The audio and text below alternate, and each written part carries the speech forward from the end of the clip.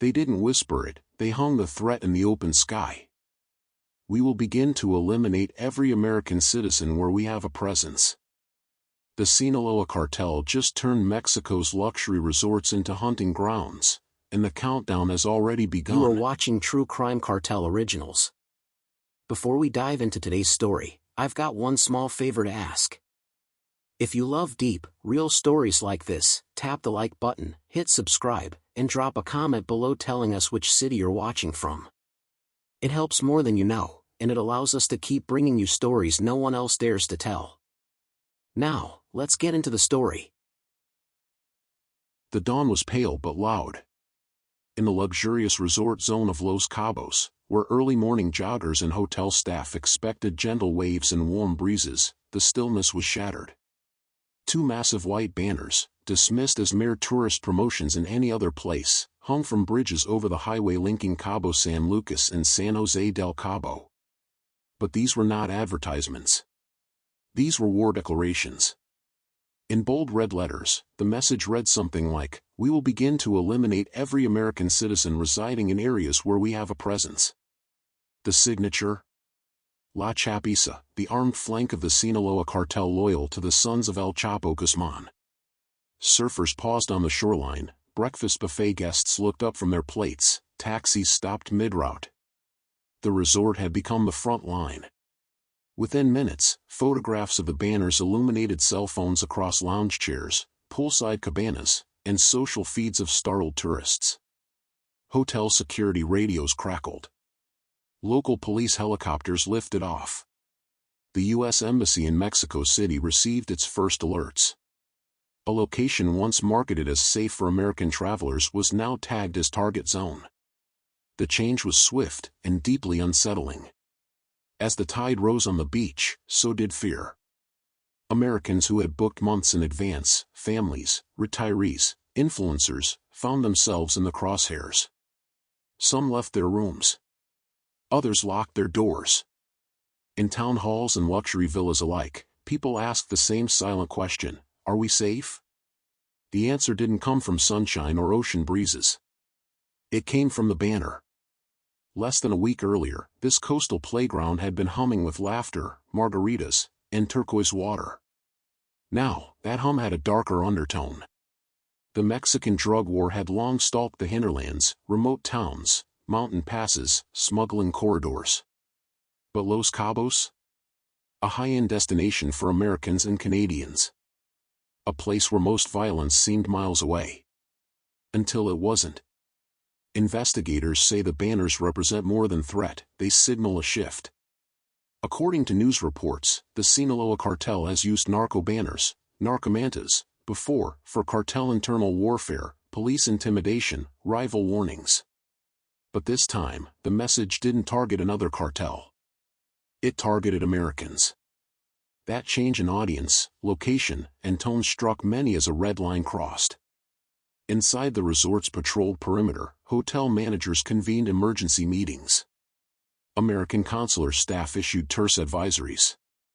Locals who worked in tourism whispered of strange unmarked pickup trucks, armed men on jet skis, and uniformed guards walking the strip after midnight. The cartel had chosen visibility. As one local police source put it, they want us, and they want them to know it. The threat was not in whispers, it was in painted letters. In the surrounding hills, the desert rock terrain watched without comment. Palm trees bent under the sea breeze, and the ocean's rhythm kept time whether tourists stayed or fled. But the world below had changed. The sun rose as usual, but now shadows lengthened in the corridors of fear. At the heart of the story was the internal world of the Sinaloa Cartel. After the arrest of El Chapo and successive leadership changes, his sons, especially the faction known as Los Chapitos, have been scrambling for power. Internal infighting, turf wars, and the constant pressure from U.S. and Mexican law enforcement have forced the cartel to evolve. What better way to prove dominance than to declare a public threat in a place once considered safe? That morning, the banners formed the climax of that evolution. Tourists walking to their morning coffee might not realize they were walking past a public statement of power. One side of paradise had declared dominance, the other side, vulnerability. and the fuse had been lit.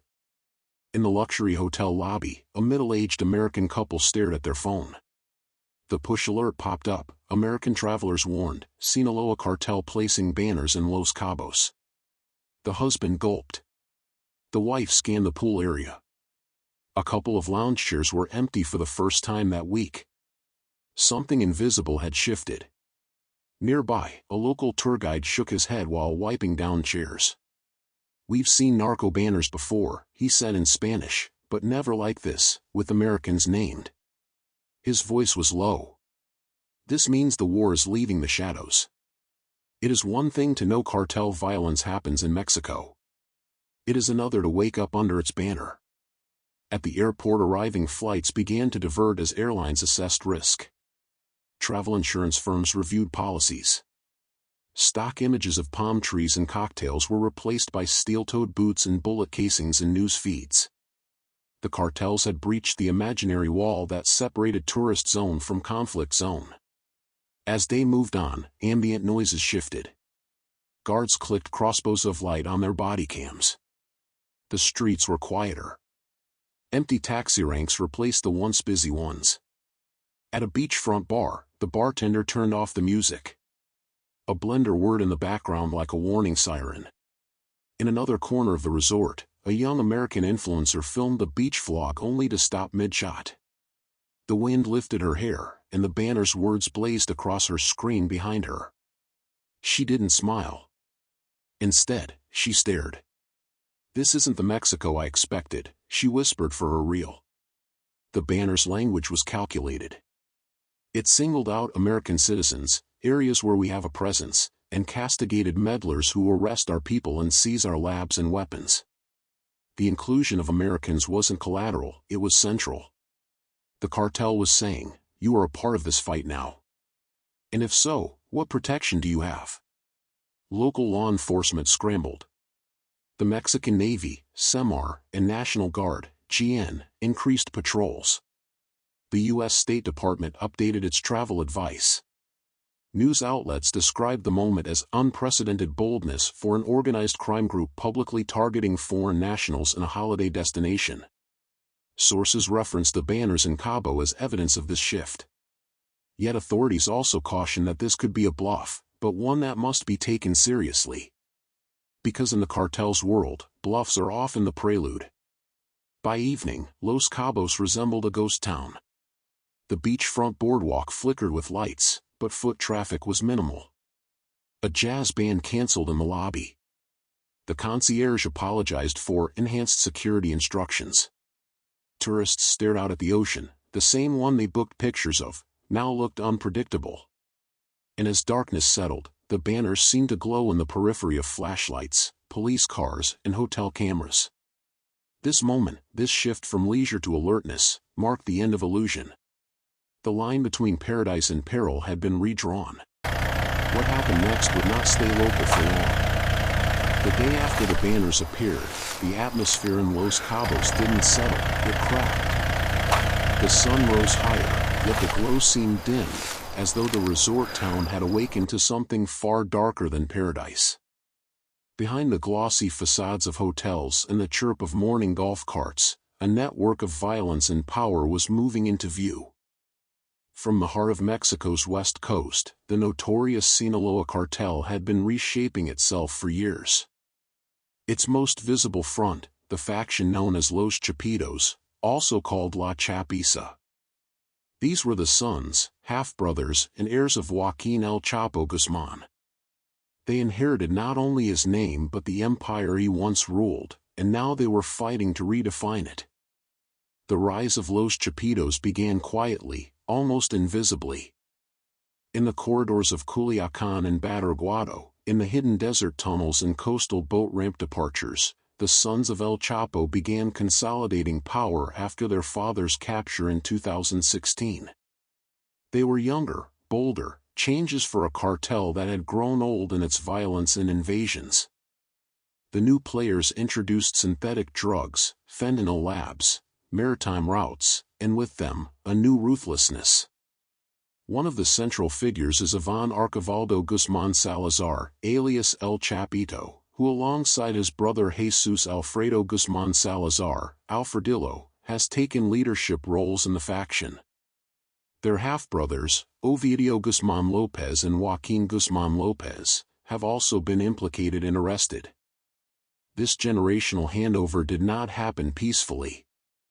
It came with internal wars, betrayals, and calculation, precisely the kind of bold operation that leaves a banner hanging in a tourist zone. The strategic mission of Los Chapitos shifted focus. They reclaimed territory, seized labs, and fought rival factions. But something changed. The public facade once reserved for wars among narcos now included a spectacle. The banners in Los Cabos were one sign of that showmanship. They weren't just hiding behind mountains and forests, they were declaring themselves in public view, announcing reach and impunity. According to Mexican security analysts, the power of Los Chapitos had been challenged by rival factions, especially those aligned with Ismael El Mayo Zambada Garcia, once an ally of El Chapo, now a rival. Internal conflicts eroded the old cartel's stability and placed Los Chapitos at the center of a fight both against outside forces and within. The result: increased violence, unpredictability, and a willingness to defy norms. With this backdrop, the threat to tourist zones makes strategic sense. When a cartel is under pressure, when leadership is challenged, resources under strain, and U.S. and Mexican pressure ramping up, it may choose spectacle as strategy. The banners were a gamble, symbolically turning American tourists into leverage. The resort towns had value, visibility, foreign dollars, and an undefended perception of safety.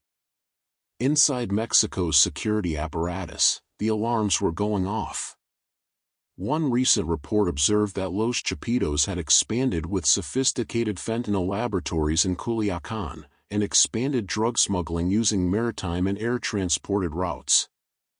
The U.S. has offered millions in rewards for information on these figures, $10 million for Ivan Archivaldo and Alfredo, $5 million for Joaquin Guzman Lopez. And yet, despite arrests, the faction's grip remains strong, and the appearance of that grip in public spaces like Los Cabos was no coincidence. It was a message: we are here, we control you, and we are willing to act. Back in the resort, the staff had no training for this kind of scenario. They were used to missing sunburnt tourists, not missing guarantees of safety. Managers gathered in conference rooms, sliding open windows to the ocean, but seeing the same banners hung overhead. They argued whether to cancel bookings or increase security. But the crisis was deeper. It wasn't just about armed cartel presence, it was about belief in safety. Local guides, taxi drivers, and hotel workers whispered about odd movements. Unmarked trucks with tinted windows backing into beachside properties. Armed men on jet skis slipping into coves under moonlight.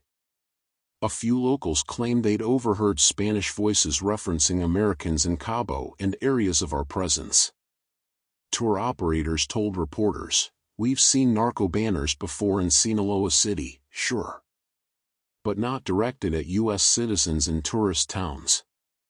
The difference, they said, was chilling. At the same time, Mexico's federal forces ramped up operations. In a coordinated move, authorities arrested key members of Los Chapitos in early 2025, including Jorge Humberto Figueroa Benitez, alias El Paris, a hitman commander with a $1 million U.S. bounty. The strikes signal a tightening noose, but for each link cut, several other threads remained woven tight. The timing of the Los Cabos banners? Almost certainly linked.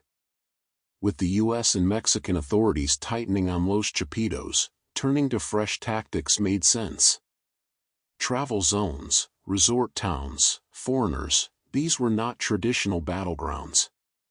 By stepping there, the cartel chose both target and audience. The tool, fear. And fear is contagious. For the Americans staying in rooms with balconies overlooking the Pacific, the fear crept in quietly. A couple on honeymoon found their quiet breakfast interrupted by drone whirring overhead and a helicopter circling distant mountains. A retiree sipping tequila at sunset noticed a pickup truck idle across from his villa for 20 minutes, no lights, just engine idling. A digital nomad broke off a live-stream beach shot when beachfront CCTV operators flashed bright beams over the promenade. At midday, the local newspaper published an editorial, "When tourists are targets, the tourism economy becomes collateral." Within hours, travel insurance providers raised alerts, and U.S. consular staff emailed their warnings. The cartel's reach had inserted itself into vacation planning. One top security consultant explained, "Cartels used to fight each other for territory. Now they're fighting perceptions. If you can make a resort unsafe for Americans, you change the game." Which is what Los Chapitos hoped for. The shadow they cast was inside rooms, behind curtains, over sand where footprints once lay carefree. Even as official statements attempted to reassure the public, the visceral sense of violation lingered. Locals who work in tourism felt angry, threatened, unheard. Some switched off their beachfront cameras. Others packed and left. In negotiation rooms in Mexico City, federal agents reviewed maps. One slide showed resort zones, major hotels, and known trafficking routes feeding from Baja California Sur. Another slide had arrows pointing from beach docks to interior valleys. The same report referenced Los Chapitos labs, fentanyl production, and the strategy of using smuggling corridors near tourist hubs. The logic, where bodies of water meet resort zones, the cartel can blend in until they choose not to. Yet despite the danger, most tourists remained oblivious.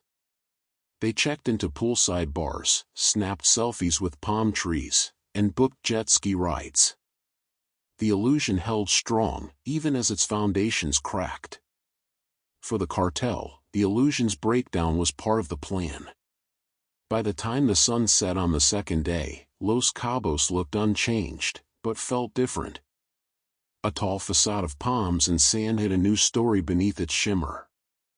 One whispered like this, "You are in our zone now, or we'll prove it." And the zone wasn't just local, it stretched across oceans, into the very idea of vacation safety. As night fell, the banners fluttered unseen from their vantage points. Cameras on hotel perimeters captured armed shadows slipping by at dawn. The resort remained calm, but the pulse underneath quickened. The question now hovered, if the banner was only the beginning, what comes next? Would the resort remain a backdrop or become a battleground? And for the Americans vacationing now, the question was personal: how will you know when it's your turn? By the time the sun rose over the Sea of Cortez, the banners in Los Cabos had been taken down, but not before the world had seen them.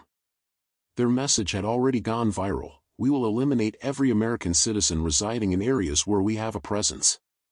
The photographs were shared by travelers, then by journalists, then by intelligence agencies. What began as a local shock turned into an international incident. Within hours, the State Department convened an emergency meeting. A memo went out under the red header Heightened Threat Advisory, Western Mexico. It cited credible threats directed at U.S. citizens and recent cartel communications attributed to the Sinaloa Network. That last phrase, Sinaloa Network, was diplomatic language for one of the most powerful organized crime syndicates in the world. The warning was meant to be discreet. It wasn't. By noon it had leaked to major news outlets. Networks replayed the same footage: Los Cabos' famous highway bridge, palm trees swaying, and the banner's blood-red text flapping in the wind.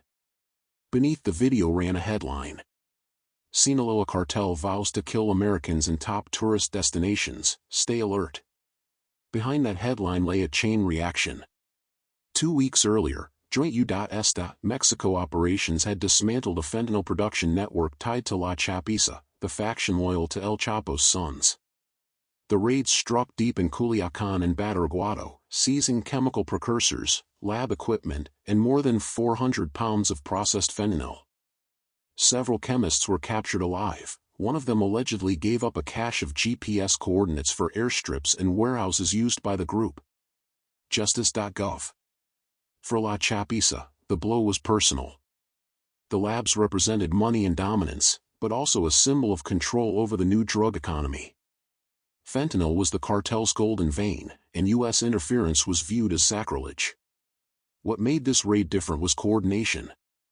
Intelligence was shared directly between DEA and Mexico's National Guard, bypassing certain state officials long suspected of corruption.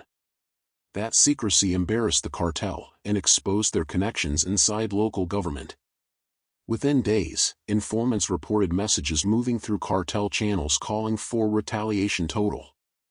The phrase appeared again on the narco banners in Cabo. It wasn't idle talk, retaliation was cartel grammar. For decades, the Sinaloa Cartel had avoided publicly threatening Americans. It was bad for business. Violence against foreigners draws heat, heat brings surveillance, surveillance brings war. But 2025 was different. The Chapitos were under siege, hunted not only by Mexican Marines but by the U.S. Treasury, FBI, and DEA. Their accounts were frozen, labs destroyed, brothers indicted. So they did what desperate organizations do, they changed the rules. Publicly threatening Americans wasn't only revenge, it was a strategy. With more than 1.6 million U.S. citizens living or traveling in Mexico every year, fear could become a weapon. A single shooting or kidnapping would paralyze tourism and pressure both governments. As one analyst told El País, they want leverage, political leverage bought with terror. And leverage, in cartel warfare, is worth more than cash. To understand the threat, investigators turned to the structure of La Chapiza. Intelligence reports painted it as a hybrid of street gang and paramilitary. Young men in their 20s, armed, loyal, tattooed with symbols of 701, El Chapo's Forbes ranking, and the Chapitos' initials. Their weapons of choice, AR-15s, gold-plated pistols, armored pickups. Their leader, Ivan Archivaldo Guzman Salazar, had been on the DEA's radar for years, described as the most violent of El Chapo's son. The faction was smaller than the old Sinaloa organization but more unpredictable. They used encrypted messaging apps, drones for reconnaissance, and propaganda videos meant to humiliate rivals. Where their father preferred tunnels, they preferred social networks. In early 2025, U.S. prosecutors unsealed indictments naming 4 of El Chapo's sons for smuggling thousands of pounds of fentanyl precursors from China into Mexico and then into the U.S. The same documents accused them of feeding rivals to tigers, torturing informants, and forcing chemists to work until death. Justice.gov. In that environment, a public threat wasn't out of character, it was branding. The day after the Los Cabos banners, U.S. tourists began canceling flights to Mexico's west coast.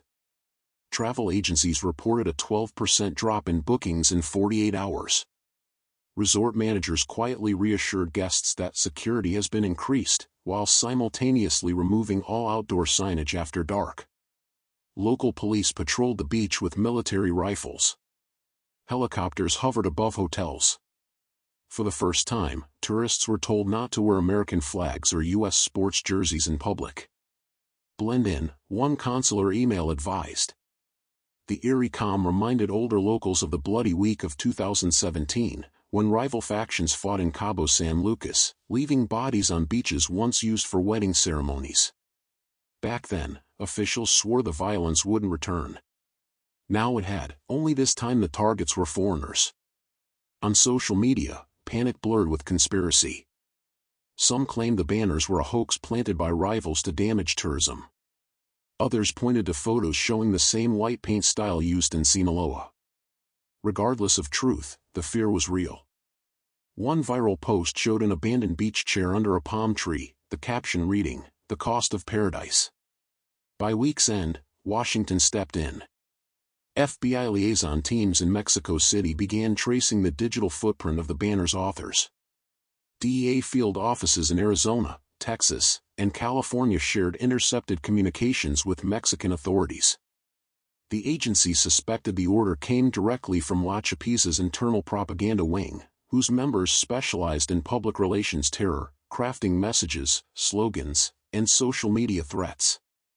Privately, intelligence officers debated whether the cartel truly intended to kill Americans or merely wanted to appear capable.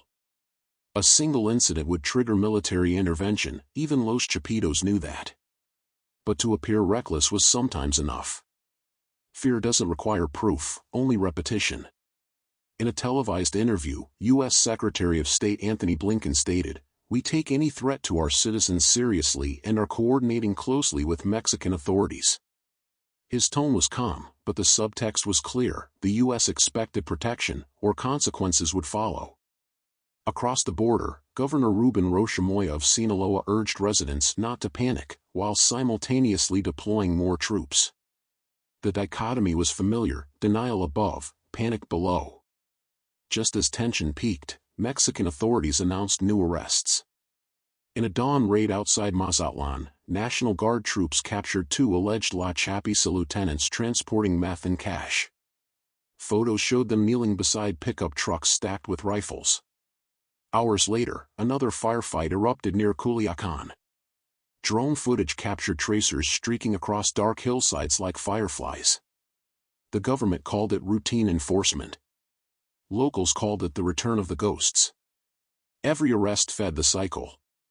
For each lieutenant captured, 2 more emerged. For every lab destroyed, a new one appeared inland. Each act of enforcement provoked retaliation, and each retaliation justified more enforcement. A border town sheriff in Arizona reported graffiti bearing the same 701 symbol seen on Los Chapitos banners. By early March 2025, Reuters confirmed that Los Chapitos had lost at least 20 senior members to combined U.S.-Mexico operations in less than 2 months. Yet their communications suggested defiance, not defeat. In one intercepted message obtained by Preciso magazine, a cartel member wrote, "Let them come. They can't kill what doesn't die." The next shock came not in Mexico but in the U.S. A border town sheriff in Arizona reported graffiti bearing the same 701 symbol seen on Los Chapitos banners. The message below it, "This side next." It wasn't proof of infiltration, but it spread fear. American headlines screamed cartel threat spills over the border. Meanwhile, law enforcement analysts traced money laundering operations through U.S. shell companies and cryptocurrency exchanges. The DEA called it an invisible invasion, cartel dollars moving freely through legitimate systems. The physical border might hold, but the financial one was already breached. Then came the video. An anonymous Telegram channel posted footage of masked men, rifles raised, standing before a banner that read, "To the Americans who don't listen, stay away." The voiceover, in heavily accented Spanish, mentioned Cabo, La Chapiza, and revenge. Investigators verified the scenery matched outskirts of Culiacan. Within hours, the video was removed, but not before spreading across social platforms. The message was no longer regional, it was transnational. Back in Los Cabos, American residents packed belongings. A local property manager said half of his U.S. clients left within a week. Airbnb cancellations skyrocketed. Beach vendors whispered of men asking for lists of foreigners. Most likely rumor, but rumor is the cartel's favorite ally. The Mexican Tourism Ministry scrambled to contain the panic, releasing a statement, "Visitors remain safe, authorities maintain full control." But on the ground, the picture was more complex. Soldiers guarded hotel entrances, guests avoided nightlife districts, restaurants closed early. Paradise was open for business, under armed escort. For locals, the deeper fear wasn't foreign retaliation but what might come next. If the cartel felt cornered, violence could spill indiscriminately. "They can lose money," one fisherman said, "but not pride. And pride, once wounded, can turn murderous." Late that month, intelligence agencies intercepted chatter hinting at a direct strike against U.S. targets. Details were vague, maybe a symbolic kidnapping, maybe an attack on a U.S.-owned property. The information prompted Washington to issue a Level 4 travel warning for Baja California Sur, "Do not travel." Airlines quietly reduced schedules, cruise ships rerouted to safer ports. In response, Mexican Marines raided a safe house near San Jose del Cabo. Inside they found assault rifles, tactical vests labeled La Chapiza, and hand-painted banners identical to those hung weeks earlier. Photographs confirmed authenticity. This wasn't a rumor anymore, it was evidence. The following morning, Mexico's president addressed the nation, "We will not tolerate threats to any citizen, Mexican or foreign." Yet the message rang hollow. Everyone knew cartels don't listen to speeches, they watch actions. That night, gunfire echoed in the hills outside Cabo San Lucas. Locals heard explosions, then silence. Authorities blamed criminal disputes. Residents knew better, retaliation had begun again. By April, international media called the crisis a Cold War between governments and ghosts. Los Chapitos' leadership remained fragmented. Ovidio Guzman had been extradited to Chicago, yet his brothers kept control from hiding. CNN.com. The banners in Cabo became icons of a new phase in Mexico's drug war, a phase where the enemy no longer hid behind mountains but spoke openly to the world. For Americans, it shattered the illusion that violence could be contained south of the border. For Mexicans, it proved again that organized crime doesn't need to win battles, only to keep the world afraid. The next morning, tourists returned cautiously to the beaches. The sea looked the same, the sky flawless. But beneath that postcard view, a question lingered like a low tide pulling everything unseen. If paradise itself can be threatened, where is safe now? The faces that haunted the newscasts weren't ghosts of cartel legend, they were young, well-dressed men who once posted selfies with tigers, Ferraris, and bottles of aged tequila. To most Mexicans, Los Chapitos, the sons of Joaquin El Chapo Guzman, were myth made flesh, heirs to a criminal dynasty that refused to die even after its kingpin was caged for life in a Colorado supermax prison. At the center of the storm were Iván Archivaldo Guzman Salazar and Jesus Alfredo Guzman Salazar, known as Los Chapitos. They grew up in Culiacan's manicured neighborhoods where bodyguards outnumbered friends. Their education wasn't in universities, it was in convoys, gunfights, and negotiations with men twice their age. When their father was captured for the final time in 2016 and extradited to the United States, the empire split like a cracked diamond. Iván Archivaldo, the oldest, earned the nickname El Chapito de Acero, Little Chapo of Steel. He was brash, reckless, and obsessed with proving that the family name still commanded fear. Alfredo, smoother and calculating, managed the business side, keeping the money moving through shell companies, crypto accounts, and phantom trucking lines. Their younger half-brothers, Ovidio and Joaquin Guzman Lopez, operated quietly until Ovidio's capture in January 2023 during a violent Culiacan siege that left 29 dead and hundreds injured. The footage of armored trucks blazing through the city confirmed what everyone suspected: the sons were still in charge. To enforce their will, the brothers created an armed faction called La Chapiza, a younger, fanatically loyal wing made up of bodyguards, ex-military defectors, and street-level recruits who idolized El Señor's bloodline. Social media clips glorified them, men in tactical gear, designer sneakers, and gold-plated rifles posing beside narco-saint shrines. Their message was simple: we are the next generation. But loyalty came with a price. Older Sinaloa bosses, especially Ismael El Mayo Zambada, Chapo's former partner, saw La Chapiza's theatrics as reckless. El Mayo, a man who had evaded capture for decades, preferred silence and bribes to bullets in headlines. By 2024, whispers of a civil war within the Sinaloa Cartel reached every border town. Shootouts erupted in Sonora and Baja California as both sides fought over drug routes and U.S. fentanyl pipelines worth billions. Then came the banners, the narcomantas that stunned Mexico's tourism belt. In October 2024, as dawn broke over Los Cabos, locals found two massive sheets dangling from a pedestrian bridge. Written in red spray paint and signed La Chapiza, they accused the United States of meddling in cartel business and warned that Americans would be targeted in retaliation. One banner directly named FBI Director Kash Patel. Within hours, photos went viral across social media, and the U.S. State Department issued a Level 4, Do Not Travel alert for several resort regions. The Mexican government downplayed it as propaganda, but investigators quietly confirmed the writing style and iconography matched previous La Chapiza communiques. Intelligence reports suggested that mid-level enforcers posted the banners on direct orders from Iván Archivaldo, furious after Joint U.S. Mexican operations seized fentanyl labs in Sinaloa and arrested one of his chemical suppliers in Guadalajara. The message wasn't just a threat, it was a declaration of independence from both governments and rival cartels. Experts in organized crime called it terror marketing, using spectacle to control the narrative. Instead of hiding in the shadows, La Chapiza turned public fear into a weapon. Analysts at Insight Crime noted that narco banners often coincide with social media blitzes, anonymous Telegram channels flooding feeds with videos of armed men pledging loyalty to the Guzman bloodline.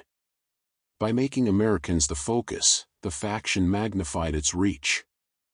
They know the U.S. media will echo the story instantly, one former DEA agent told El Universal. Every mention increases their psychological leverage, even if the violence never reaches tourists. The brothers understood optics as well as they understood cocaine logistics. Each headline screaming cartel threatens Americans reminded the world that Los Chapitos remained untouchable. It was cartel PR, backed by real firepower. Behind the flash of violence ran a disciplined, modern network. According to the U.S. Department of Justice's 2023 indictment, the Los Chapitos organization operated a global supply chain producing thousands of pounds of fentanyl each month using precursor chemicals smuggled from China. The synthetic opioid's potency, 50 times stronger than heroin, made it the cartel's most profitable export. Billions flowed through shell companies in Mexico City, Panama, and Dubai. Yet the network's secrecy was fracturing. When Ovidio was captured, investigators seized laptops and encrypted drives revealing ledgers, payoffs, and encrypted chat logs referencing cabos, tourists, and retaliation. To prosecutors, those entries looked like fragments of a plan that might explain the later threats. To La Chapiza, it was proof that their enemies had penetrated too deep. Publicly, Iván and Alfredo projected unity, Instagram photos of blacked-out SUVs, quotes about loyalty and family. Privately, their alliance was strained. Sources cited by Reuters described growing friction over the brothers' strategies, Iván's obsession with revenge versus Alfredo's focus on preserving the business. Every U.S. indictment or raid tightened the noose, and paranoia seeped into their inner circle. By early 2025, informants began disappearing. Bodyguards were executed for alleged leaks. In Culiacán, a local journalist vanished after filming a convoy linked to La Chapiza. The message was unmistakable: silence was survival. Meanwhile, in Washington, the tone hardened. The DEA's administrator in Milgram called the Los Chapitos the most significant fentanyl traffickers in the world. The U.S. Treasury imposed sanctions on companies tied to their money laundering networks, and the FBI added new rewards of up to $10 million for information leading to the brothers' capture. But capturing them wasn't easy. The Sinaloa heartland was still loyal to El Chapo's memory. Local residents depended on cartel money for jobs, medicine, and protection. They've replaced the government in some towns, said a civic activist from Navolato. People fear them, yes, but they also feed them. U.S. intelligence agencies quietly pressured Mexico's AMLO administration to act. Yet Mexico's National Guard was overstretched, battling turf wars from Jalisco to Sonora. Every raid risked another bloody uprising like the one that followed Ovidio's arrest. For months, both sides watched and waited, tension simmering beneath the headlines. By spring 2025, tourism in Baja California Sur had slowed. Resorts along the Cabo corridor hired extra security, and local guides warned travelers not to venture beyond hotel zones after dark. Yet the beaches still filled with honeymooners and retirees, many unaware that federal patrols had quietly doubled along the highway where the banners first appeared. Hotel managers whispered that plainclothes agents were now among their guests. Drone footage captured convoy movements at night, vehicles suspected of carrying La Chapiza scouts. For locals, fear became routine. "We've learned to live between the sirens," one bartender told Milenio TV. "One night it's fireworks, the next it's gunfire." The psychological toll spread beyond Mexico. Travel bloggers posted cancellations, and TikTok clips claiming cartels targeting Americans drew millions of views. Some were exaggerated, others traced directly to genuine U.S. Embassy warnings. Reality blurred with rumor, the perfect environment for La Chapiza's message to thrive. For the brothers, myth was armor. They cultivated it with every escape, every rumor of a near capture that ended with helicopters retreating and officials denying operations. "They live surrounded by mirrors," said a retired Mexican intelligence officer. "Every reflection tells them they're still in control." But cracks were forming. Surveillance drones traced their movements through the Sierra Madre, financial trackers followed cryptocurrency wallets tied to their lieutenants. The net was tightening, slowly, invisibly. And within their ranks, whispers of betrayal grew louder. A junior lieutenant, captured in Mazatlan, told interrogators that Ivan had begun suspecting foreigners in resort towns of feeding intel to U.S. agents. The claim matched language in later communiques threatening Americans directly. Whether paranoia or strategy, the result was the same, a broader circle of fear. South of Tucson, Border Patrol agents intercepted a pickup truck packed with rifles and tactical vests labeled Chapiza Crew. The discovery hinted that the faction's influence, in its propaganda, was bleeding into U.S. territory.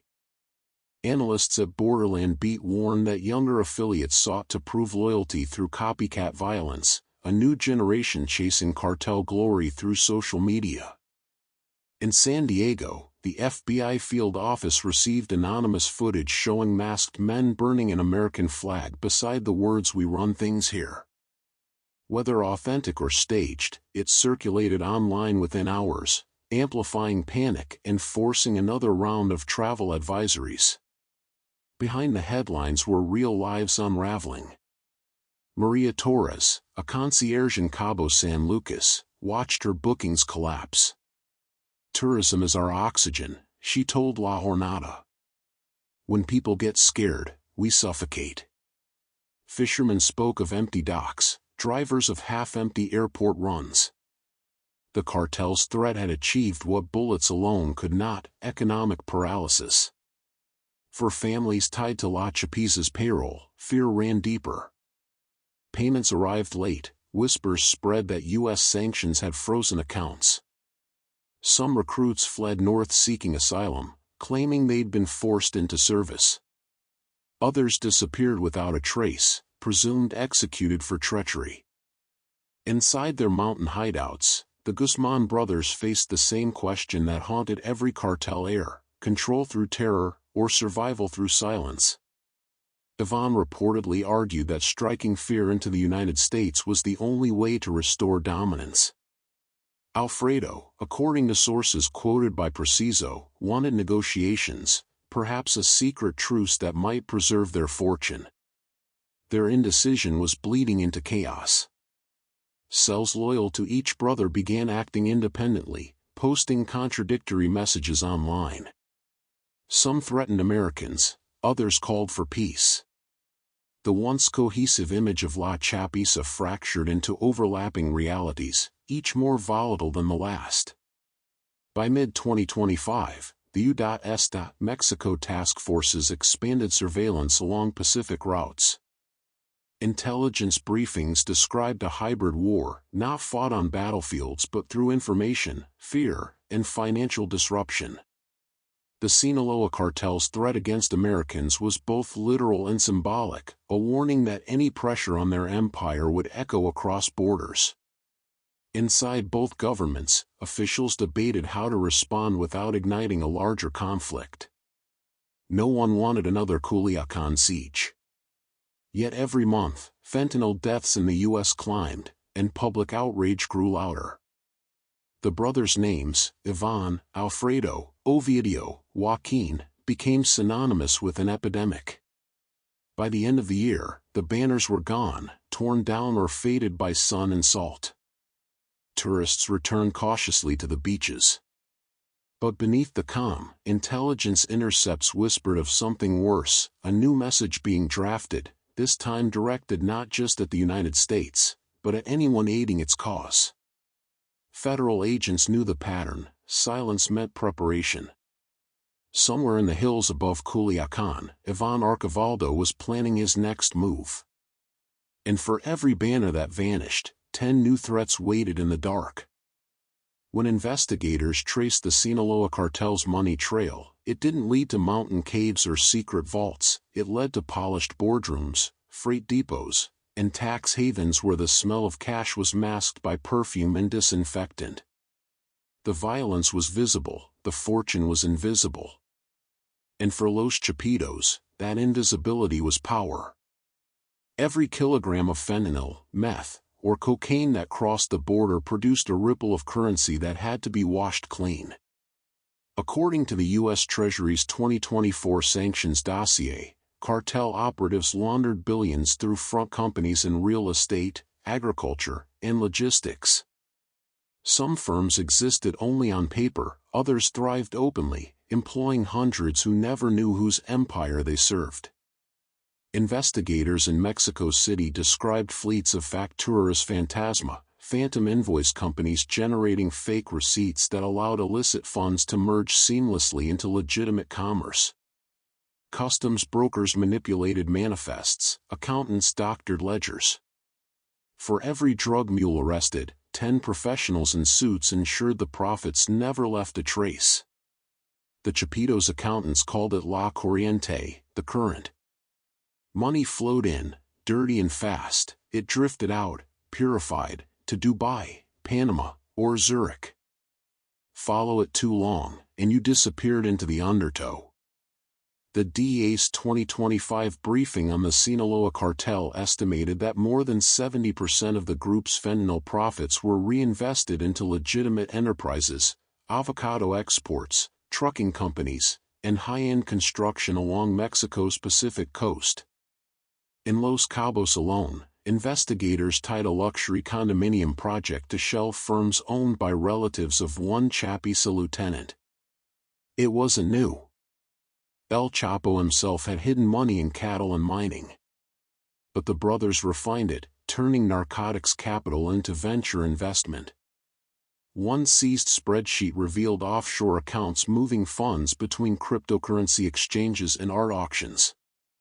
Another listed hotel franchises and airline cargo subsidiaries. Each transaction looked ordinary. Together, they built a fortress of legality around blood money.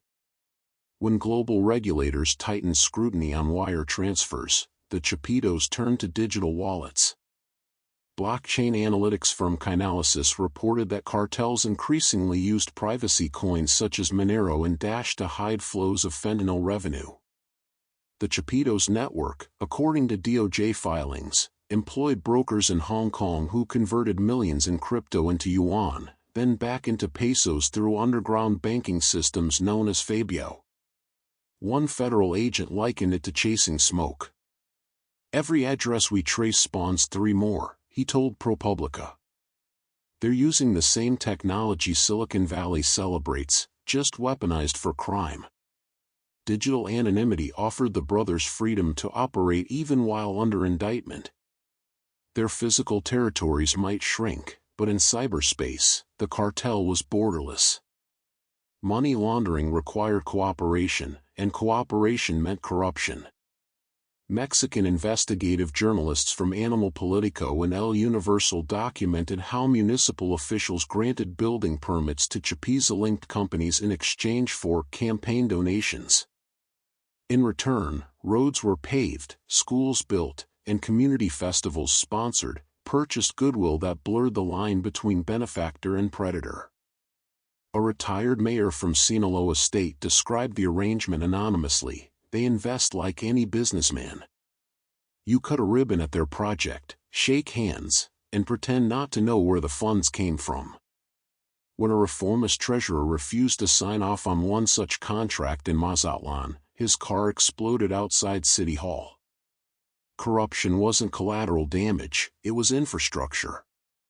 North of the border, the money took quieter routes. Federal cases in Arizona and California detailed how seemingly legitimate importers purchased farm equipment, electronics, or jewelry, paying suppliers with cartel proceeds. Each shipment was undervalued on customs forms, allowing surplus cash to disappear into private accounts. The Justice Department called it trade-based money laundering, and it thrived precisely because it looked like commerce. One 2025 case revealed that a Los Angeles used car dealership had moved $32 million in 5 years. Its owner never saw the drugs, only the receipts. The funds passed through Texas banks, then offshore trusts, then right back into Mexico as clean investment capital. For every trafficker in a mugshot, there were 10 white-collar ghosts behind spreadsheets.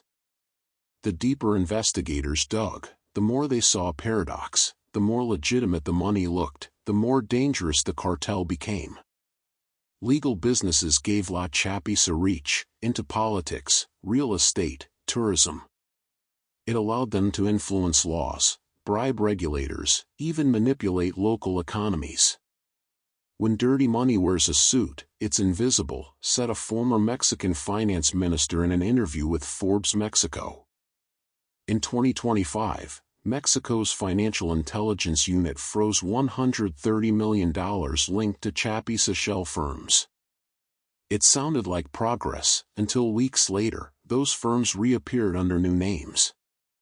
The money hadn't vanished, it had evolved. For ordinary Mexicans, the shadow economy wasn't theoretical, it shaped the price of everything. In Culiacan, land values doubled where the cartel laundered construction funds. In Los Cabos, inflated investments drove out locals while developers poured drug cash into seaside resorts. An NGO report titled Narco-Urbanism found that cartel-backed projects accounted for nearly 15% of new housing in Baja California Sur between 2022 and 2024. Fishermen who once anchored on quiet beaches now watched bulldozers claim their coves. "I don't know if I'm selling shrimp or washing money," one man told La Jornada. "That's how it feels, everything's dirty, even the sand." In this hidden economy, brokers were indispensable. They weren't gangsters but lawyers, accountants, and consultants fluent in both legal codes and criminal etiquette. A leaked 2024 report by Mexico's Unidad de Inteligencia Financiera listed dozens of professionals under investigation for facilitating Chapiza transactions. None had yet been charged. A Mexico City attorney explained the calculus: if you represent a client who never uses his real name, never signs documents, and pays in cash, it's easy to pretend you don't know. Attorney-client privilege does the rest. This plausible deniability sustained the network. Fear did the rest. Beyond Mexico, the Chapitos extended their reach through global supply chains. Investigations by Reuters and the UN Office on Drugs and Crime documented precursor chemicals shipped from China and India to Pacific ports disguised as industrial cleaning agents. Front companies in Singapore and Hong Kong handled logistics. Panamanian shipping firms altered manifests. Once the chemicals arrived in Sinaloa, small laboratories, some hidden inside avocado farms, processed them into pills bound for U.S. cities. Payment flowed the opposite way. U.S. dealers wired crypto or bulk cash through couriers, then converted it to pesos via currency houses in Tijuana and Monterrey. At each stage, a sliver went to brokers, bankers, or officials who looked the other way. By the time the money resurfaced in a Los Cabos condo development or a Mexico City art gallery, it was as clean as sunlight.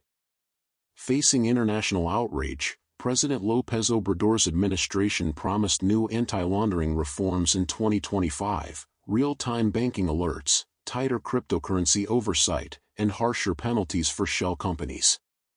But enforcement lagged. Resources were scarce, and local authorities were often compromised. Whistleblowers claimed that some financial regulators themselves received cartel stipends. U.S. officials offered technical aid, but diplomacy was delicate. Washington couldn't appear to dictate policy, and Mexico bristled at the implication. Meanwhile, each day of bureaucratic delay meant another $10 million crossed the system undetected. Inside La Chapiza, money became the new battlefield. Sources cited by Preciso described friction between Iván Archivaldo, who spent lavishly on luxury assets, and Alfredo, who preferred reinvestment. Ovidio's arrest had drained reserves, bribes for his defense ran into tens of millions. To replenish, Iván accelerated laundering through resort projects, attracting attention from both U.S. and Mexican agents. An intercepted encrypted message, leaked via Borderland Beat, captured the tension: "We're not washing anymore, we're drowning." The line summed up the cartel's paradox: wealth so vast it risked consuming itself. Every fortune leaves witnesses. A bank auditor in Guadalajara, who discovered irregular transfers tied to a Chapiza shell firm, fled the country after 2 co-workers were killed in staged robberies.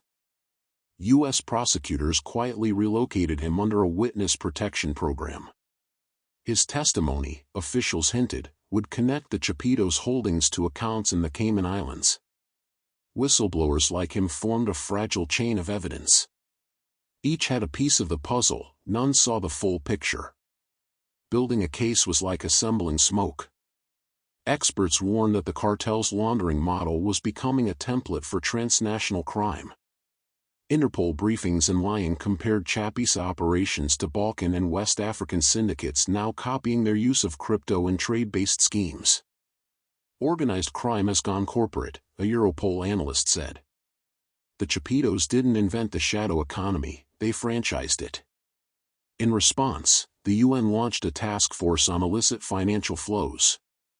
But the global web was already sprawling faster than regulators could map it. The same loopholes that shielded hedge funds now protected traffickers. By late 2025, a new resort opened near La Paz, marble lobbies, private marinas, a champagne bar overlooking the sea. Its investors were anonymous, its funding, confidential. Locals called it El Santuario de los Nuevos Ricos, the sanctuary of the new rich. Rumors swirled that Chapiza money financed it. When a reporter from El País asked for records, her request vanished in bureaucratic limbo. At night, the hotel's lights shimmered across the bay, a monument to capitalism without conscience. Tourists toasted sunsets, unaware they were drinking in a crime scene written in marble. U.S. and Mexican authorities responded with a joint initiative codenamed Operation Mirror Current. Dozens of front companies were blacklisted, accounts frozen. Yet every seizure triggered retaliation, banners, shootings, and fresh threats. As one agent put it, cut off one pipeline, 3 more appear.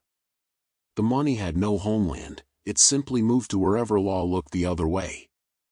By year's end, financial analysts estimated that only 5% of cartel revenues were ever intercepted. The rest pulsed silently through the arteries of global commerce, indistinguishable from legitimate capital. Back in Los Cabos, Maria Torres, the concierge who'd watched her livelihood collapse, now managed bookings for that new resort. She never met the owners, contracts arrived via email from a law firm in Panama. Business was good again. When asked if she worried about who signed her paycheck, she shrugged. "I just want the tourists to come back," she said. For us, silence pays the bills. Her words echoed the nation's dilemma. Everyone wanted peace, but peace built on dirty money was just another form of captivity. From the outside, La Chapiza still looked like a criminal gang. Inside financial systems, it resembled a multinational. It employed economists, coders, and logistics experts. It used algorithms to hedge currency risk and AI bots to scrub digital traces. The brothers had turned crime into an institution, and the world's appetite for cheap labor, cheap goods, and easy credit kept it alive. A senior Mexican investigator described the paradox best: they kill with bullets, but they survive with spreadsheets. Rumors circulated that the Chapitos were eyeing expansion into energy, solar farms and lithium mining, legitimate industries that could swallow billions without suspicion. If true, the shadow economy was about to step fully into daylight. And once criminal capital controlled renewable energy, even moral consumption would be tainted. International agencies scrambled to adapt, but enforcement remained reactive. The cartel, meanwhile, planned years ahead. Late in 2025, forensic accountants in New York uncovered an unexpected thread: an offshore trust linked to a British Virgin Islands law firm handling investments for celebrities and hedge funds. Among its beneficiaries, hidden behind layers of aliases, was a name familiar to federal prosecutors: a financial handler long suspected of working for Iván Archivaldo. Subpoenas followed, panic rippled through banking circles. For the first time, the Chapitos' money had breached elite financial walls once thought impregnable. What began as a drug cartel investigation was morphing into a global corruption probe. As 2025 closed, one U.S. analyst summarized the situation bluntly: you can't sanction what you can't see. Every new law, every seizure, every arrest seemed symbolic against a machine that operated faster than politics. The shadow economy wasn't just financing cartels, it was financing the modern world. For the Chapitos, survival meant staying untraceable. For everyone else, the danger wasn't just violence, it was complicity. Somewhere between offshore accounts and beachfront towers, the line between clean and dirty had disappeared entirely. And in that vanishing line lay the cartel's greatest victory. When the banners first appeared in Los Cabos, many dismissed them as cartel theater, a show of defiance meant to rattle, not to act. But by early 2025, the echo of those words had crossed oceans. The U.S. State Department updated its travel advisory for Mexico to Level 3, reconsider travel. Within hours, news networks in London, Toronto, and Sydney carried the headline: Sinaloa Cartel threatens Americans abroad. It was a ripple that became a shockwave. The first sign of global panic surfaced not in Mexico, but in a Florida suburb, when parents of spring breakers flooded universities with calls demanding to know why their children were still flying to Cancun. Airlines fielded cancellations in the thousands. Marriott and Hilton reported mass withdrawals from Baja California resorts. The Mexican Tourism Board estimated losses exceeding $750 million within a month. Tourism wasn't just business, it was oxygen. For states like Quintana Roo and Baja California Sur, it kept the lights on. When the flow of tourists dried up, so did patience. Local leaders pleaded with federal authorities to restore calm, while the cartels reveled in the chaos. La Chapiza had discovered something more powerful than bullets: fear as currency. In Washington, the reaction was sharp. The FBI, DEA, and Department of Homeland Security launched Operation Sentinel, a coordinated response to the escalating threats. Publicly, officials dismissed the banners as psychological warfare. Privately, they prepared for worst-case scenarios. An internal memo leaked to Politico warned that U.S. citizens could become symbolic targets of opportunity in cartel-controlled zones. For the first time, the United States was treating cartel threats not as criminal posturing, but as terrorist rhetoric. Mexico's government bristled at the insinuation. President López Obrador condemned the foreign alarmism, insisting that Mexico remained safe for tourism and that the warnings exaggerated isolated incidents. Yet even within his cabinet, security officials knew the situation was deteriorating. Intelligence briefings from La Secretaría de la Defensa Nacional, SEDENA, confirmed increased chatter among Sinaloa and Jalisco factions referencing reprisal operations. Cartel war rooms, authorities feared, were turning into political weapons. The Chapitos didn't need to carry out attacks to prove their point, they only had to convince the world that they could. A rumor here, a banner there, a few social media posts from anonymous accounts claiming responsibility for crimes that might not even have occurred, it was enough to paralyze tourism and humiliate both governments. Meanwhile, the families of Americans living in Mexico, expats, retirees, small business owners, felt the tremor in their bones. In San Miguel de Allende, an American cafe owner described receiving anonymous calls warning her to mind your country's business. In Tulum, flyers appeared overnight showing masked figures with the Chapisa insignia, stamped with the words, "We see you." Whether the threats were real or opportunistic didn't matter. The fear was. By February 2025, the U.S. Senate Committee on Homeland Security convened an emergency hearing.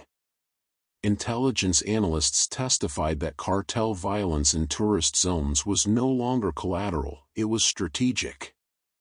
The hearings referenced classified communications between the DEA and Mexico's Navy, indicating that the Los Cabos banners had been triggered by the joint raids that dismantled a Chapisa fentanyl lab near Mazatlan weeks earlier. The cartel's warning wasn't random, it was revenge, and it was public. On the floor of Congress, lawmakers debated whether to formally designate Mexican cartels as foreign terrorist organizations, FTOs. The move would allow drone strikes and asset seizures under counterterrorism laws. Mexican officials called the idea an act of war. The White House hesitated, aware that a misstep could rupture decades of fragile cooperation. But behind closed doors, the pressure mounted. Families of fentanyl victims camped outside the Capitol, holding signs that read, "Terrorism has a new name, Sinaloa." The narrative had shifted.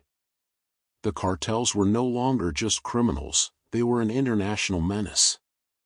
Meanwhile, journalists from Reuters and ProPublica uncovered a disturbing twist. Several of the narco banners threatening Americans had been printed at a commercial shop in Mazatlan under orders from a subcontractor linked to a local political candidate. Investigators suspected the banners were part of a hybrid campaign, a blend of cartel intimidation and political sabotage designed to destabilize both nations' cooperation. The deeper they looked, the more blurred the motives became. U.S. intelligence also intercepted encrypted messages suggesting the Chapitos were coordinating with splinter groups in Central America to target U.S. assets symbolically, consulates, resorts, border stations. The warnings went to DEFCON-style alerts. Security at embassies tightened. Tour operators canceled itineraries. Even if the threats never materialized, the psychological victory was total. La Chapisa had managed, without firing a shot, to make the world think twice about stepping onto Mexican sand. Across the Pacific, China and India, both accused by the DEA of supplying precursor chemicals for fentanyl, issued defensive statements denying responsibility and accusing Washington of politicizing the crisis. At the same time, U.S. and Mexican officials began tracing a new financial channel, billions in laundered profits moving through cryptocurrency exchanges in Asia. The war that began in the mountains of Sinaloa had become globalized commerce. Money crossed borders faster than justice. Amid this chaos, tourism workers in Mexico found themselves trapped between poverty and paranoia. In Los Cabos, Maria Torres, the same concierge whose job had evaporated after the first wave of banners, now volunteered with a local safety coalition teaching resort staff how to recognize cartel warnings. "The police tell us to stay calm," she said, "but calm doesn't pay rent." Her fear was mirrored across the peninsula. Hoteliers hired private guards, foreign consulates issued evacuation protocols. Cruise lines rerouted ships to avoid Pacific ports. The ripple reached far beyond Mexico. Caribbean destinations like Jamaica and Costa Rica saw surges in American bookings, cashing in on Mexico's misfortune. But the damage to Mexico's reputation was incalculable. Every viral clip of a banner, every headline invoking Americans under threat, deepened the wound. It didn't matter that much of the violence targeted rival factions. Perception had replaced reality. Cartels understood this perfectly. Their war wasn't fought just with guns, it was fought with fear, and fear traveled faster than bullets. Inside La Chapiza's upper circle, reports suggested that Iván Archivaldo, the eldest of the Guzman sons, boasted privately about the economic chaos they'd caused. According to leaks published by Borderland Beat, he mocked the Gringo Panic, calling it proof that the cartel, not governments, controlled the rhythm of both economies in headlines. To him, destabilization was strategy. To everyone else, it was terrorism by another name. As panic grew, U.S. intelligence agencies launched a shadow operation to infiltrate Chapiza communications. A team within the NSA's Foreign Signals Division partnered with Mexican cyber investigators to monitor encrypted channels on Telegram and dark web forums. They found fragments of chatter referencing visitors as leverage and the message of Cabo. Whether those were genuine operational codes or disinformation ploys remained unclear. But analysts concluded something critical: the Chapitos were deliberately amplifying the perception of chaos to distract from financial investigations into their laundering empire. Every viral scare bought them time. By late 2025, the Sinaloa Cartel's propaganda war had entered social media mainstreams. Accounts posing as travel vloggers posted staged videos of supposed cartel warnings, mixing real crime scenes with AI-generated imagery. Millions of views later, the world could no longer distinguish fact from fiction. Reality had become another product the cartel could counterfeit. International law enforcement tried to catch up.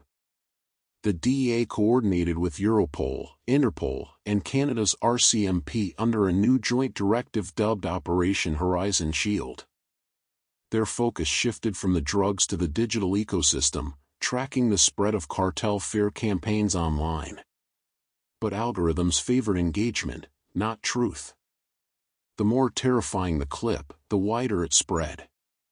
In March 2025, during a press conference in Mexico City, DEA Administrator and Milgram stood beside Mexican security officials and declared, "We will not be intimidated. We will protect Americans wherever they travel." The words were strong, the optics were tense. Hours later, a fresh banner appeared in Tijuana, mocking her statement. It read simply, "You protect your own, we protect ours. Let's see who blinks first." The timing was perfect, just before evening news. Diplomatically, relations frayed. The U.S. imposed sanctions on suspected cartel financiers. Mexico accused Washington of violating sovereignty. Behind closed doors, intelligence liaisons traded accusations of leaks and corruption. Cooperation eroded as mutual distrust grew. For the Chapitos, division was victory. Then came the spark that reignited global outrage. In April 2025, an American couple traveling through Sonora was ambushed near a checkpoint controlled by armed men in Chapiza insignia. They survived, but the footage of their car riddled with bullets went viral. The U.S. media seized on it instantly, Americans targeted in Mexico. Officials couldn't confirm the attacker's affiliation, but it didn't matter. The narrative was complete. The threat had become real enough to believe. That single incident reignited calls in Washington for harsher measures. Senator Lindsey Graham renewed his push to label cartels as terrorist organizations. Conservative pundits demanded military intervention. Mexico protested fiercely, but global investors began pulling out, citing instability. Tourism numbers cratered again. Airlines cut routes. Insurance firms refused to cover travelers in western Mexico. The economic fallout became a second pandemic, this one of fear. Inside Mexico, the pressure reached breaking point. Sedena launched sweeping raids across Sinaloa and Baja California, arresting dozens of lower-tier operatives. But as usual, the arrests targeted the expendable, not the powerful. For every banner taken down, another appeared elsewhere, each one more defiant than the last. At night, locals whisper that the real message wasn't for the Americans, it was for the government. La Chapiza wanted to remind Mexico who truly controlled the streets. Back in Washington, intelligence officials reviewed intercepted messages hinting at something more ominous: internal fractures within La Chapiza itself.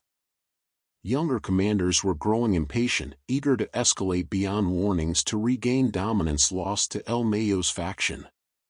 The threat of direct attacks on foreigners was no longer theoretical, it was debated policy among cartel lieutenants.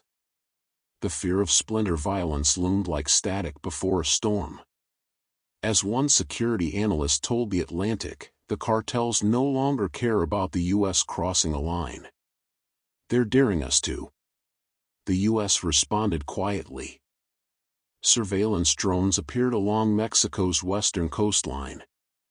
Military advisors were redeployed to consulates under technical assistance roles. On paper, it was cooperation; in practice, it was preparation. Both nations braced for an escalation no one wanted to name. By June 2025, an uneasy calm returned, but it felt more like silence before an earthquake. Resorts reopened, tourists trickled back, but every wave carried tension. Locals avoided eye contact with strangers. The banners had vanished, but their shadow lingered. La Chapiza hadn't needed to kill Americans to win, they'd killed the illusion of safety. In boardrooms and border checkpoints, in travel agencies and diplomatic halls, the question remained: what happens when fear becomes policy? Because by then, the line between security and panic had blurred beyond repair. And somewhere in the mountains of Sinaloa, the Chapitos were watching it unfold exactly as they'd planned. The first shots in this war weren't fired from rifles, they were uploaded. Within hours of La Chapiza's death threats appearing in Los Cabos, doctored videos began circulating across encrypted Telegram channels, TikTok, and YouTube under faceless accounts claiming allegiance to Los Menores, the faction loyal to El Chapo's sons. One clip showed masked men standing before an American flag set ablaze, their voices distorted through digital filters. The message was clear: you take our people, we take yours. But experts quickly noticed something strange. The footage had mismatched shadows and pixel artifacts that betrayed heavy editing. The background wasn't even Mexico, it was a still image lifted from a California desert training video. The Sinaloa Cartel wasn't just waging a war on the ground. It was manufacturing chaos in the digital world. Analysts at the Center for Strategic and International Studies began calling it the cartel's new playbook, weaponizing fear through misinformation. For every raid or arrest, the group flooded social media with new threats, fake videos, and manipulated news headlines, most of them targeting Americans living in or visiting Mexico's coastal cities. By the time federal agencies debunked one rumor, 5 more had gone viral. The disinformation wasn't random. It was strategic. Intelligence sources said La Chapiza had learned from Russia's hybrid warfare tactics, blending physical violence with psychological terror. They hijacked hashtags, cloned news logos, and even impersonated reporters. In one case, a viral clip appeared to show an American tourist being kidnapped in Puerto Vallarta. The U.S. Embassy scrambled to verify the footage, but it turned out to be a 2019 video from Honduras edited with new captions and cartel insignia. Still, the panic was real, cancellations poured in, local businesses lost millions, and resort bookings dropped overnight. That was exactly the point. Fear was more effective than bullets. Behind the scenes, cyber intelligence analysts from Mexico's Secretariat of Security traced many of the earliest videos to a network of narco-influencers, small-time content creators who specialized in glorifying cartel culture. They filmed luxury cars, cash stacks, and gold-plated firearms while promoting loyalty to Los Chapitos. Some were paid in cryptocurrency, others in the promise of protection. The digital propaganda machine gave La Chapiza something their predecessors never had: global reach. U.S. Homeland Security officials soon realized the stakes. "They're not just controlling streets anymore," said one analyst from the El Paso Intelligence Center. "They're controlling narratives." Even major news networks struggled to filter the noise. Every few weeks, anonymous sources close to the cartel would claim a new plot against Americans. Some turned out to be fabrications, but others echoed whispers from real intelligence briefings. The blending of truth and fiction created a fog too thick to cut through. In Cabo San Lucas, a group of hotel managers held an emergency meeting with local authorities. Bookings had fallen 30% since the threats appeared. "People think we're under siege," one said, shaking his head. "And maybe we are, just not the way they imagine."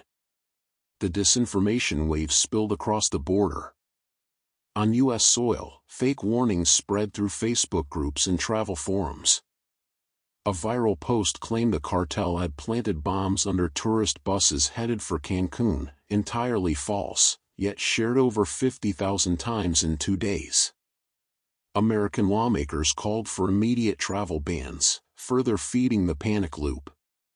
Inside Washington, intelligence analysts faced a new dilemma: how to counter a war fought with fear instead of firepower. The FBI's digital forensics teams began tracking accounts tied to Sinaloa-linked networks. Many of them traced back to server farms in Eastern Europe, likely hired mercenaries in the business of chaos for hire. Others were traced to regions in northern Mexico known for their narco-communications infrastructure, including Culiacán and Mazatlan. Meanwhile, La Chapiza continued to blur the lines. A leaked recording captured one of their commanders boasting, "They believe what we show them. That's our new weapon." And it was working. Local police began receiving false reports of shootings that sent entire districts into lockdown. U.S. tourists, panicked by social media alerts, crowded airports trying to leave the country. Even Mexican military units were misdirected by fake GPS coordinates spread via encrypted messages, losing valuable hours while real operations unfolded elsewhere. The line between illusion and threat had dissolved completely. Behind the illusion, however, real bodies were still falling. In the city of Ensenada, authorities found a narco banner draped over an overpass warning, "Your media lies, but our message doesn't." It was a chilling reminder that while some of the cartel's threats were fabricated, others were horrifyingly real. International cybersecurity experts compared La Chapiza's strategy to digital terrorism. It wasn't about controlling territory anymore, it was about controlling attention. Every viral post was a small victory, every retweet a broadcast of fear. In response, the Mexican government quietly launched Operation Espejo, Mirror. The goal: flood social media with authentic, verified content to drown out cartel propaganda. Dozens of young analysts, journalists, and data engineers worked in coordination to fact-check, debunk, and expose false cartel narratives in real time. But fighting lies online was like chasing smoke. Some experts feared the disinformation campaign was also designed to distract from deeper moves. As U.S. authorities focused on online threats, La Chapiza expanded its fentanyl routes through maritime channels.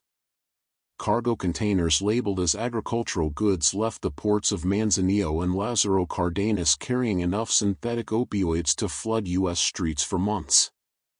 And just as authorities caught on, a new wave of viral stories erupted, claiming that American agents were being targeted in Cancun and Playa del Carmen.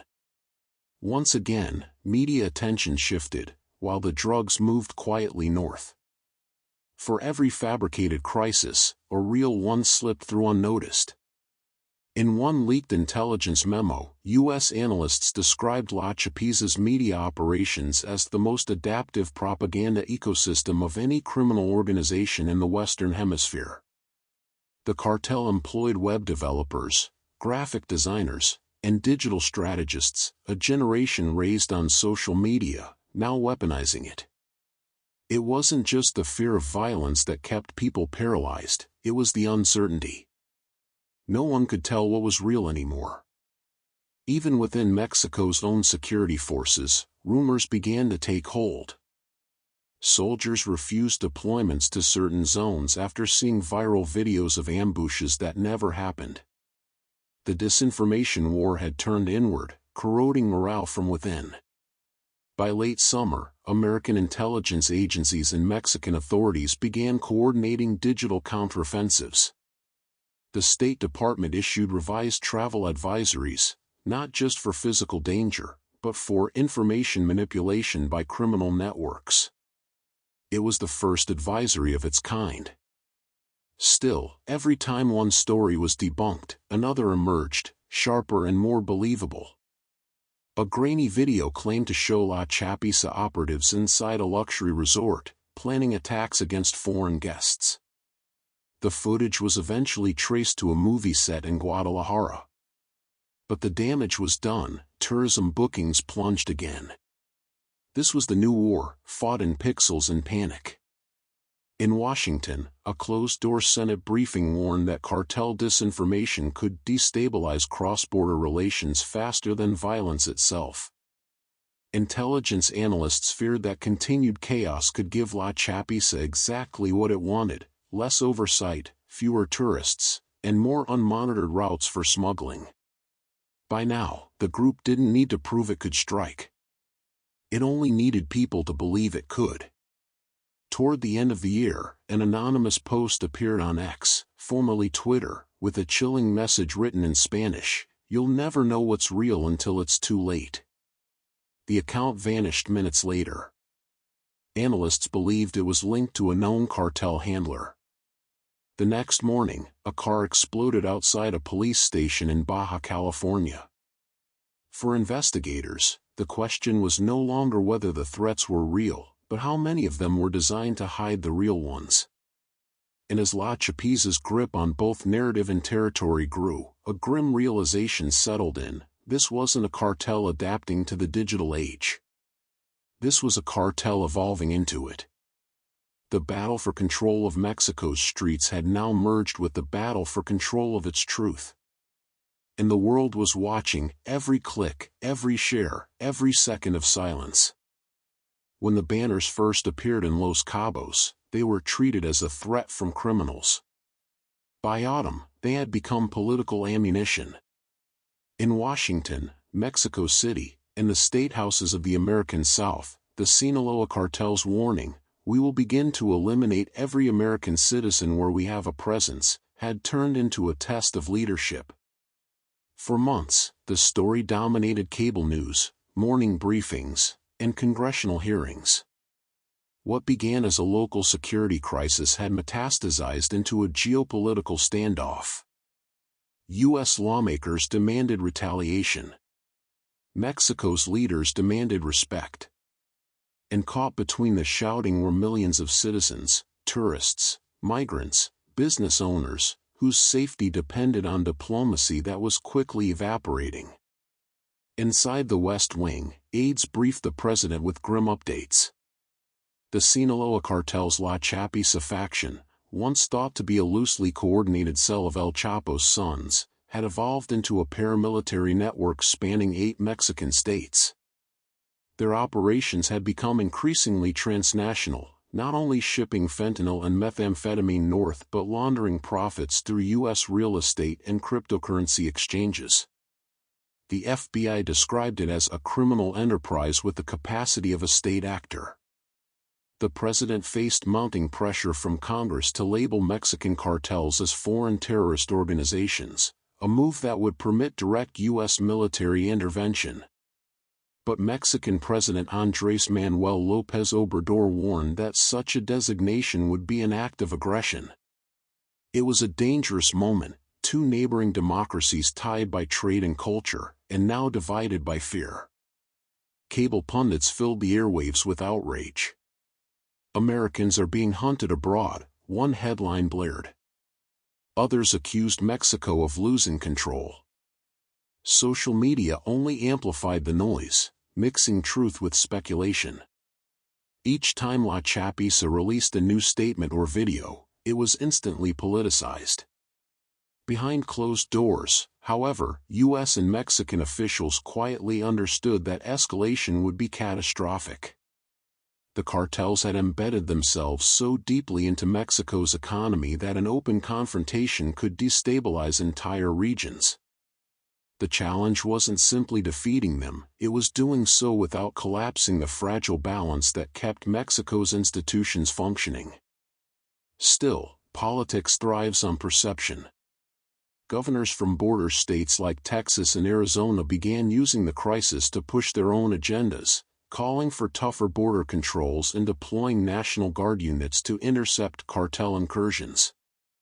Press conferences showed armored vehicles rolling through desert checkpoints, a display meant as deterrence but seen by many Mexicans as humiliation. In Mexico City, López Obrador countered with a defiant tone.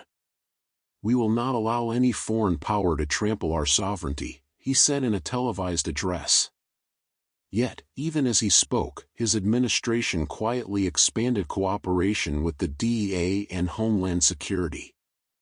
Intelligence sharing increased, joint operations resumed, and both countries found themselves coordinating against a common threat, while publicly pretending otherwise. The political theater played out while real lives unraveled on the ground. In tourist hubs like Cancun, Cabo, and Puerto Vallarta, local police found themselves both guardians and scapegoats. Hoteliers begged for federal reinforcement. Street vendors pleaded with journalists to stop scaring visitors away. And the cartels, ever opportunistic, exploited the chaos to tighten their grip.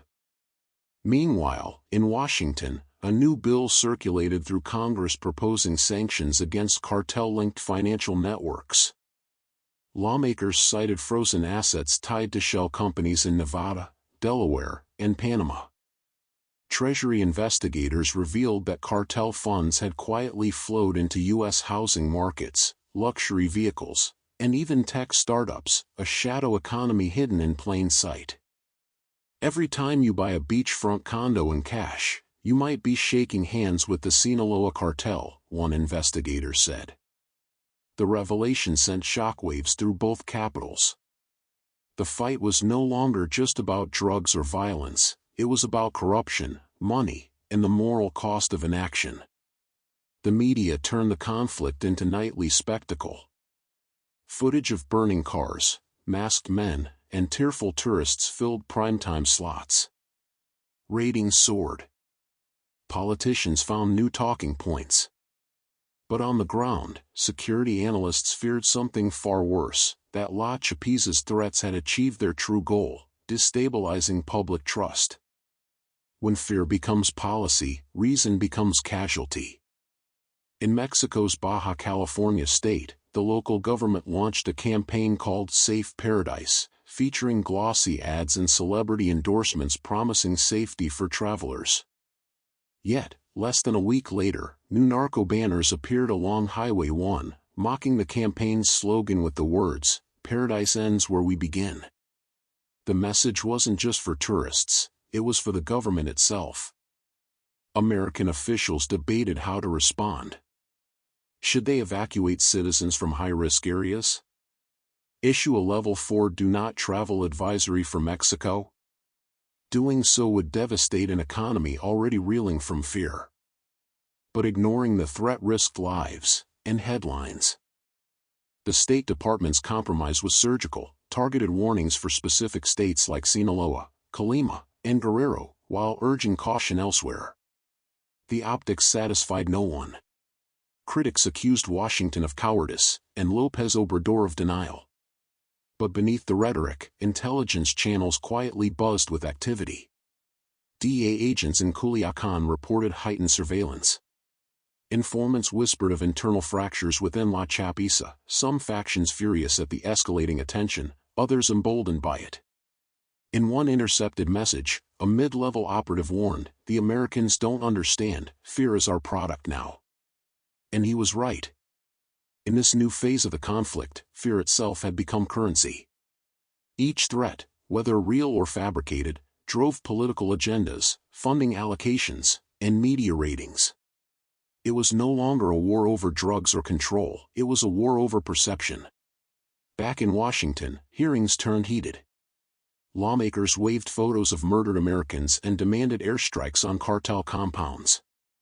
Intelligence officials cautioned that such operations would ignite chaos. "You can't bomb a network," one analyst said. "You can only outthink it." Yet, the appetite for confrontation grew. In leaked correspondence, Pentagon planners acknowledged the feasibility of limited cross-border raids. The discussions, though hypothetical, deepened diplomatic rifts.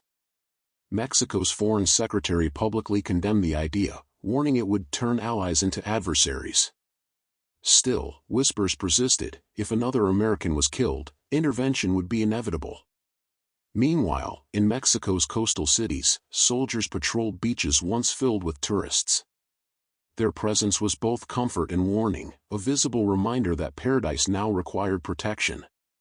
Behind them, business owners counted their losses as the winter tourist season faltered. Then, in mid-November, a new crisis struck. A convoy of American aid workers was ambushed near the Sonora-Chihuahua border. 3 were injured, 1 was killed. The attackers left behind banners signed La Chapiza. Whether it was truly their doing or a copycat didn't matter. The narrative was already written. Within hours, the White House held an emergency briefing. Cameras rolled as officials condemned the cowardly assault and vowed justice. Social media lit up with demands for action. Commentators labeled it the tipping point. But for those who had studied cartel dynamics, it was a predictable escalation. Fear had become the theater, and every new tragedy, a script rewrite. In the following days, Mexico deployed thousands of troops to the region. The U.S. issued another travel advisory. Cable news recycled old footage of gun battles, framing it as breaking news. The cycle fed itself, fear-generating policy, policy generating more fear. And somewhere in Sinaloa, behind fortified walls and encrypted phones, the architects of La Chapiza watched it unfold, satisfied that their message had reached every screen. By December, bilateral relations between the U.S. and Mexico teetered on their most fragile point in a decade. Diplomats worked overtime to keep cooperation alive while politicians stoked division for applause. The cartels didn't need to win on the battlefield. They were already winning in the headlines. As one Mexican journalist observed, they no longer need to kill hundreds to control millions. They only need us to believe they will. That was the politics of fear, and it was working. The war that began with banners ended with silence. Not peace, silence. The kind that settles after gunfire, after headlines fade, after fear becomes a habit. By early 2025, Mexico's beaches were filling again. Tourists returned to Los Cabos and Cancun, clutching margaritas instead of news alerts. The banners were gone, the highways clean, the resorts gleaming as if nothing had ever happened. But the silence was deceptive. Beneath it, the same machine kept turning, quieter, smarter, and far more dangerous. The world's attention had moved on.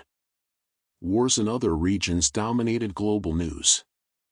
But for intelligence analysts, the Sinaloa Cartel had never left the stage. It had only changed costumes. In a joint press conference in Washington, officials from the DEA and Mexico's Secretaría de la Defensa Nacional announced one of the largest coordinated operations against organized crime in recent history. Over 200 arrests. Dozens of safe houses raided. Hundreds of millions in assets seized.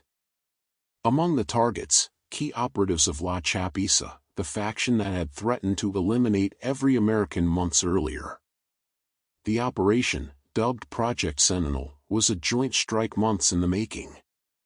DEA analysts had tracked encrypted communications through darknet forums and cryptocurrency wallets.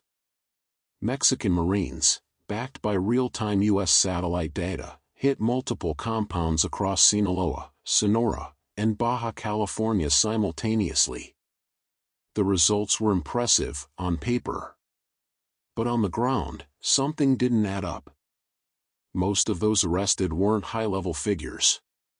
The true leadership of La Chapiza, Ivan Archivaldo Guzman Salazar, Jesus Alfredo Guzman, and Ovidio Guzman Lopez's remaining lieutenants, had vanished. They had learned from their father's mistakes. No flashy convoys. No open gunfights. No public displays. The new cartel elite ruled through invisibility. And that invisibility made them untouchable. Months earlier, Ovidio Guzman Lopez, El Chapo's youngest son, had been extradited to the United States after his dramatic capture in Culiacan. It was supposed to be the symbolic end of La Chapiza's reign. Instead, it fractured the group into smaller, more unpredictable factions. The power vacuum created a shadow war among loyalists and rivals, La Chapiza against La Misa, Sinaloa loyalists against Jalisco operatives. Civilians, once again, were caught in the middle. The violence no longer made headlines abroad. But locals still whispered of bodies found along desert roads and safe houses turned to ash. In Washington, officials called the crackdown a victory. But in Culiacan, few believed it. When one head falls, another grows, said a security analyst from the Universidad Autónoma de Sinaloa. This is Hydra warfare, and we keep swinging at shadows. Still, for the families of victims, both Mexican and American, the arrests brought a measure of closure. In Los Cabos, the banners had vanished months earlier. FBI liaison offices quietly coordinated with Mexican investigators to ensure no American had been directly targeted since the threats began. For now, the storm had passed. But something darker lingered. Reports emerged of new digital propaganda campaigns, faceless videos proclaiming the Suns are still watching. The tone was quieter now, more calculated, as if designed to remind both governments that La Chapiza's reach extended far beyond bullets. In one message, posted anonymously on Telegram, a line stood out: "We disappear from your cameras, not your country." The FBI's cyber division flagged the post. The IP traced back to Belize, then to Panama, then vanished. A phantom network, alive and mutating. Back in Mexico City, President López Obrador faced mounting scrutiny. His hugs, not bullets policy had long been criticized as naive. Now, even moderates within his administration questioned whether restraint had only emboldened cartels. Yet, his message to the nation remained defiant: Mexico is not a failed state. We are a nation at peace. But the data told a different story. In the year following the Los Cabos threats, Mexico recorded over 30,000 homicides, many tied to organized crime. Cartel-controlled corridors in Sonora, Chihuahua, and Michoacán grew more militarized. In several towns, locals reported that the government comes by day, the cartel rules by night. The reckoning wasn't a single event, it was the slow, grinding realization that this war could not be won by force alone. In the U.S., policymakers began shifting strategy. The focus turned inward, targeting the demand-driving cartel profits. Fentanyl seizures along the border hit record highs, but overdoses continued to climb. Lawmakers debated tougher penalties for traffickers and stricter controls on precursor chemicals from China. Yet, even as new laws passed, the flow continued: smaller shipments, smarter routes, hidden and legal trade. The cartels were adapting faster than governments could legislate. Meanwhile, former DEA agents warned of complacency. One, speaking anonymously, told ProPublica, "We think we can arrest our way out of this. We can't. They're not just drug dealers anymore, they're an economy, a culture, a system." In Baja California, where the first banners had appeared, life had returned to a fragile normal. Tourists filled beaches, cruise ships docked, and nightlife thrived again. But beneath the surface, locals still spoke cautiously. They remembered the silence after the banners came down, how quickly fear had turned to denial. Even some within law enforcement whispered that the quiet felt too neat, too orchestrated. Security experts warn that the next evolution of this conflict won't be visible on the streets but in cyberspace and finance. Digital laundering through cryptocurrency exchanges in Panama, Belize, and Dubai has begun replacing traditional smuggling channels. Intelligence forecasts suggest that by mid-2026, cartel operations could become almost entirely decentralized, an invisible empire with no single point of failure. In late March, Mexican soldiers intercepted a truck near Culiacan carrying weapons with foreign serial numbers, a sign that arms smuggling networks remain active. Investigators found encrypted radios, military-grade armor, and untraceable crypto wallets, evidence that elements of La Chapiza still operate with resources rivaling state capacity. Publicly, neither government discusses these findings. But privately, analysts concede that there might never be a final reckoning. The conflict has evolved beyond borders, beyond ideology, into something systemic. The reckoning, then, is not theirs, it is ours. How much fear can societies absorb before demanding change? How many tragedies before headlines lose meaning? For years, both nations defined success by body counts and arrests. But as the Sinaloa Cartel adapted, technologically, financially, psychologically, the old definitions of victory became obsolete. And yet, for all its shadow and horror, this story remains one of resilience. In Culiacan, Los Rastreadores del Fuerte continue their weekly searches for missing loved ones, armed only with shovels, courage, and hope. In Los Cabos, journalists form underground networks to verify cartel-related news, countering misinformation with facts. And in Tucson, families of overdose victims lobby for transnational cooperation on addiction prevention. Their work doesn't make headlines. But it matters more than the noise. Because the reckoning isn't about revenge, it's about truth. About refusing to let fear dictate the narrative. In the final days of 2025, as diplomats met in Mexico City to discuss new bilateral security frameworks, a faded photograph resurfaced on social media, one of the original narco banners, still hanging in tatters from a forgotten bridge outside San Jose del Cabo.